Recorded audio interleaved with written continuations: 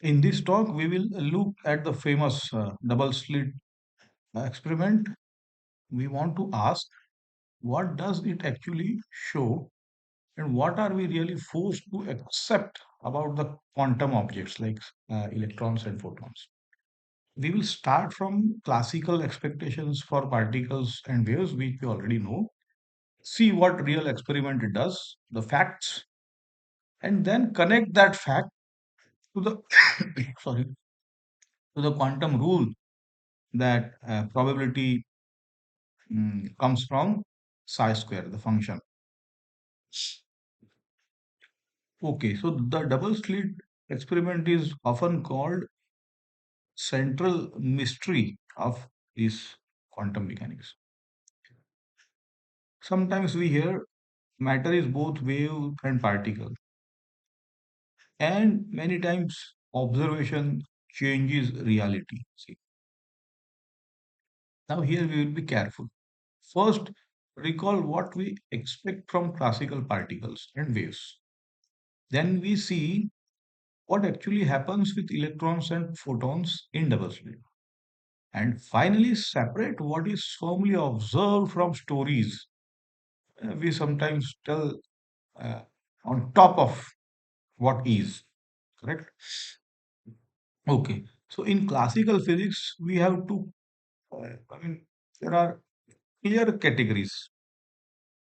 Particles, which is, the localized objects and trajectory, definite path, all those things. So when they go through one slit or the other, and then they hit the screen at a given point. What happens with the waves is it's a extended disturbances. We know what they can go through both the slits at once, overlap and interfere, right? And produces this so-called fringes, dark and now before quantum mechanics, light was understood as wave because it shows this interference or sometimes diffraction. Electrons and atoms and larger objects are simply particles. Now, what happened is double slit experiment directly tests this expectation. See, here is the wave picture. Plane wavefront eh, from the left, hitting the barrier at the two slits shown there. Each slit acts as a new source of circular waves. This is from the Huygens principle. There is the Huygens theory, which is okay. Those circles are the wavefronts spreading out from each slit, as you can see. Now, where the two sets overlap, they crest to crest, or this is constructive interference, or you generally, whenever they cross, you will say interfere. In some directions, they add, that is constructive, and other, if they cancel, it is destructive. Now, the screen on the right that you see, this interference, constructive, destructive, produces bright and dark fringes. At the center, because the paths are equal, naturally we get bright fringe, and that is called as central bright fringe, sometimes zeroth order. Okay, if light is treated as classical wave, each slit is a new source, we know, and outgoing waves will interfere, and the screen shows interfered fringes. This matches many experiments like Young's double slit, diffraction by narrower slits, if the and gratings, everyday rainbow pattern we see. That is also we know that it is sometimes on CDs and DVDs or thin films. What we see is interference. So for light, the wave picture very naturally explains the double slit pattern. Oh, now imagine a classical particle. A stream of tiny particle hits the barrier with two slits. Each particle must go through exactly one slit. After the slit, it travels in a straight line to the screen as usual. On the screen, what we expect that it's shown that two broad bright regions, one behind exactly the slit. See, no fine bright or something or dark region like that. That is where in classical thinking we say waves gives rise to interference fringes, particles just two bright lumps. Okay, so electrons were originally thought of as small particles. So if we fire electrons at a double slit, purely particle picture predicts. What it predicts is each electron goes through slit 1 or slit 2. Yeah, as a classical thought. Each one gives a single dot on the screen, which is okay. After many electrons, we see two overlapping bright bands with no fine structure. This is the classical expectation if electrons are just particles with definite path. Now experiment did exactly these things that we with the electrons and later with sometimes atoms and molecules. Electrons are fired at the double slit. A detector screen records where each one lands and what is observed. See, this is interesting. Each electron arrives at a single localized dot. Correct? All is well so far, particle like. But as you accumulate many electrons, that means you do it several times. The overall pattern on the screen is the interference pattern, like a wave. And so electrons look like particles at the detection, but the distribution of many detection shows wave-like interference. You can make the effect even clearer by seeing one electron at a time. Let us say, let us say send a single electron, and you see it gives rise to one dot on the screen. Wait, send the next electron, another dot appears, which is our intuition and our natural day-to-day observation in line with that. At any moment, you only see individual dots, but as you repeat this many times, you see what happens. The dot that we see builds up into the familiar this pattern interference pattern. Region with many hits, bright fringes, and region with almost no hits, dark fringes. So that means each electron behaves as if the setup uh, with two slits affects its chances of landing at a given point, dark or bright. Even when there is only one electron in the apparatus at a time. So this is, see what is happening. So the whole setup is one thing. Now let us modify the apparatus and ask through which slit did the electron actually pass. So what we do is we place detector or some device, whatever it is, near the slit, very near, so that in principle we can know which slit electron is using. Okay. When which slit information is available now, which is which for we have done. So the interference pattern disappears. The screen shows a pattern closer to two bright bands like a classical particle. So roughly we can say if the setup cannot reveal which slit was used, you see interference. Hmm? See, we are collecting facts here, only facts, or observational fact. If the setup can reveal which slit was used, interference is lost.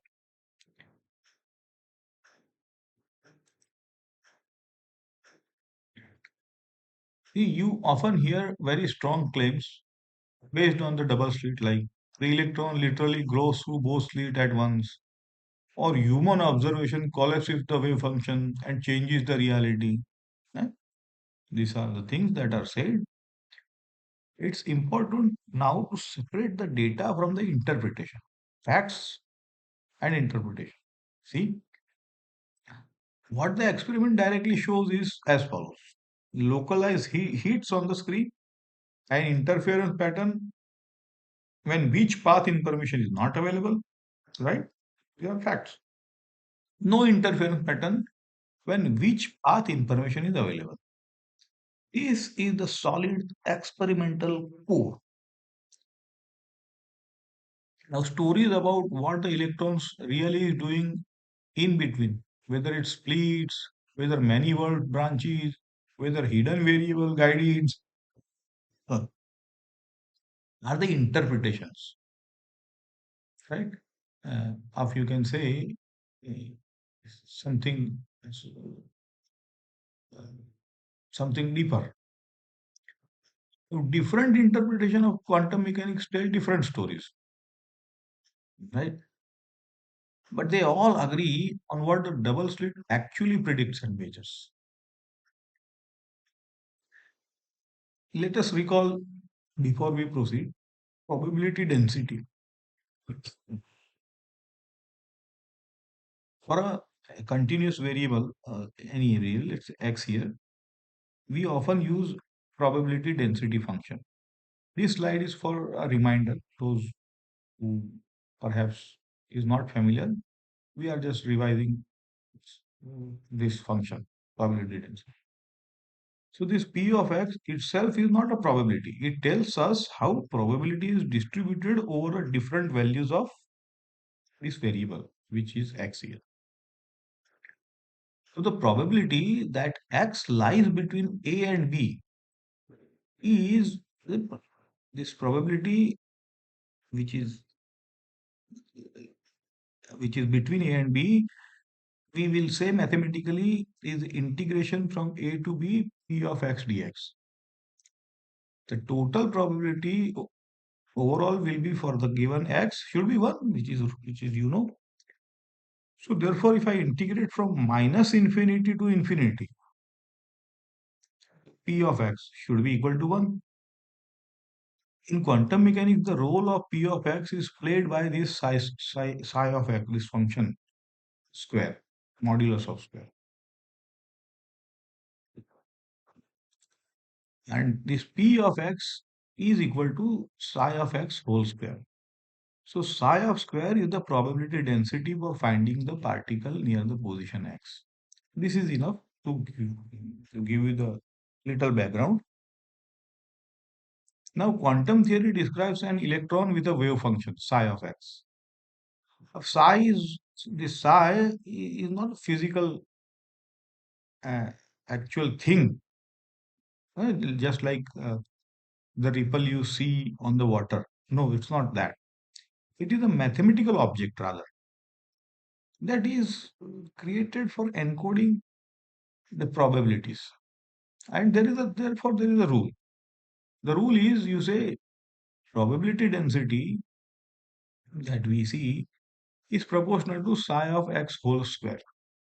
In double slit with both slit open, no path detection, the total wave function is simply psi 1 plus psi 2 superposition, where psi 1 and psi 2 are the contribution from the two slits.